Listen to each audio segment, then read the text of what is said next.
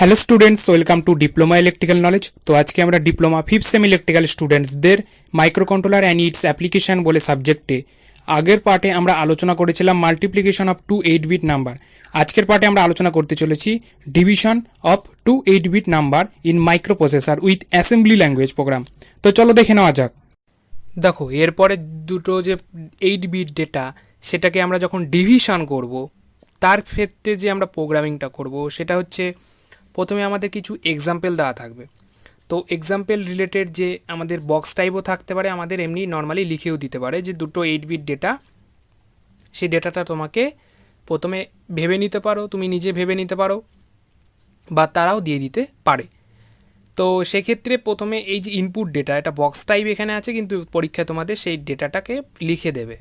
ঠিক আছে, যে এফ যে ডেটাটা, সেই ডেটা 2051 অ্যাড্রেসে আছে, অ্যান্ড এফ যে ডেটাটা সেটা 2050-তে আছে।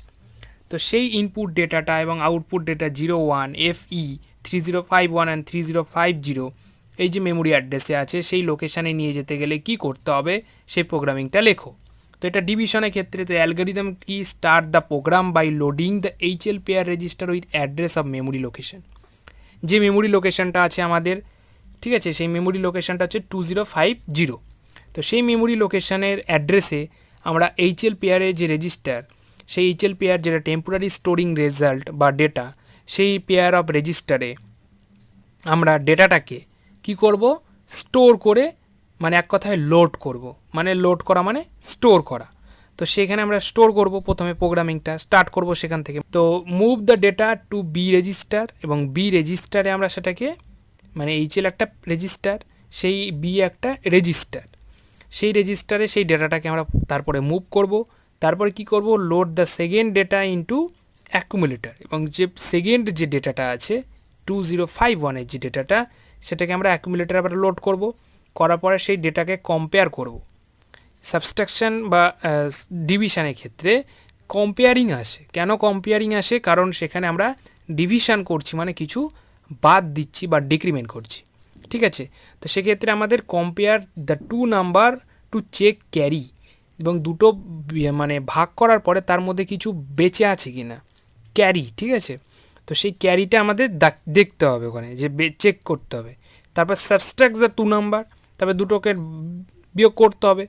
তারপরে increment the value of the carry, তারপরে ক্যারি যদি থাকে সেক্ষেত্রে ইনক্রিমেন্ট করতে হবে সেটাকে, মানে সেটাকে বাড়িয়ে সেই ভ্যালুটাকে অ্যাড করতে হবে এবং রেজাল্টটাকে স্টোর করতে হবে।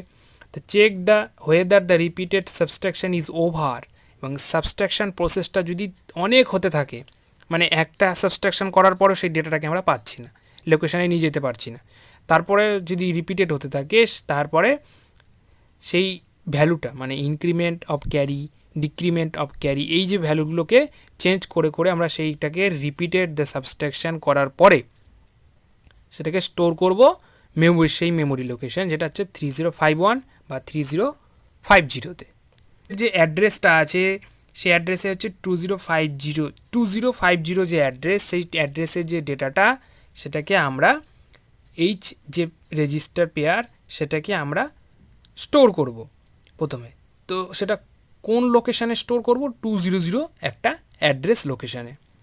তারপর 2003 অ্যাড্রেস লোকেশানে আমরা বলে একটা আমরা মেমোরি পার্ট আছে, সেই মেমোরি পার্টের যে ডেটাটাকে, সেটাকে আমরা একটা রেজিস্টারে আমরা মুভ করাবো। তারপর 2004 মানে 2004 অ্যাড্রেস লোকেশানে আমরা সেই 00 যে ডেটাটা, নতুন একটা ডেটা যেটা আমাদের অ্যাকুমুলেটারে স্টোর করা হয়েছিল, সেই ডেটাটাকে আমরা একটা রেজিস্টারে ইমিডিয়েট মুভ করাবো। ঠিক আছে, তারপরে INXH মানে একটা ইনক্রিমেন্ট অফ ক্যারি। ঠিক আছে, ইনক্রিমেন্ট অফ ক্যারি সেটা হচ্ছে রেজিস্টারে আমরা করব। 2006 2007 মেমোরি থেকে আবার অ্যাকুমুলেটরের ডেটাটাকে আমরা নিয়ে আসব। আবার 2008 CMPB মানে বি রেজিস্টারের যে ডেটাটা আমরা স্টোর করেছিলাম মেমোরি থেকে, সেই ডেটাটাকে আমরা অ্যাকুমুলেটরের ডেটার সঙ্গে কম্পেয়ার করব।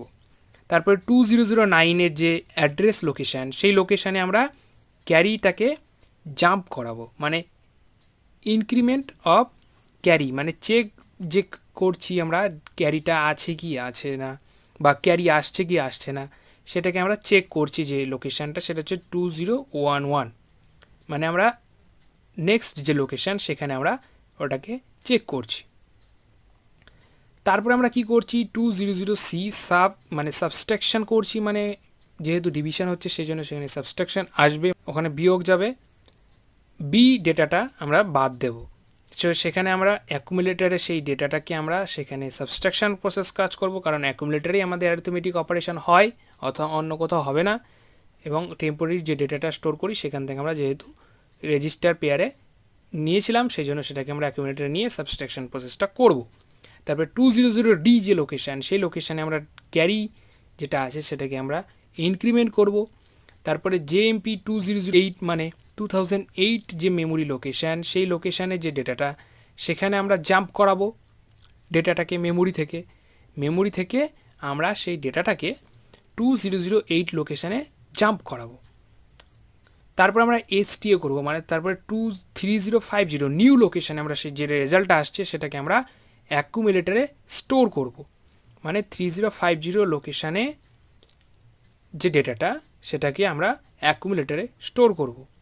তারপরে কি করব, সি যে ডেটাটা ছিল, মানে সি একটা রেজিস্টার, সেই রেজিস্টারের ডেটাটাকে আমরা আবার অ্যাকুমুলেটারে মুভ করার পরে এসটিএ করব, আবার 3051 একটা লোকেশানে আমরা অ্যাকুমুলেটারে স্টোর করব, মানে 3051 ডেটাটাকে আমরা অ্যাকুমুলেটারে স্টোর করার পরে আমাদের টার্মিনেট দ্য প্রোগ্রাম, মানে হল্ট, মানে এন্ড অফ দ্য প্রোগ্রাম। তো এই যে প্রসেসটা হচ্ছে, এই প্রসেসটার ক্ষেত্রে আমরা যে সমস্ত ডেটা কোডগুলো ইউজ করছি এগুলোর মাধ্যমে আমরা যে কোনো প্রকারের এই সমস্ত 2 বিট যে ডেটা, সেই 2 বিট ডেটার যে ডিভিশন প্রোগ্রামিং সেটা আমরা কিন্তু করতে পারবো। তো এটা হচ্ছে আমাদের division up to 8 bit number in 8085 microprocessor. তো এই টাইপের ডিভিশন প্রোগ্রামিংগুলো তোমরা দেখবে এবং প্র্যাকটিস করবে।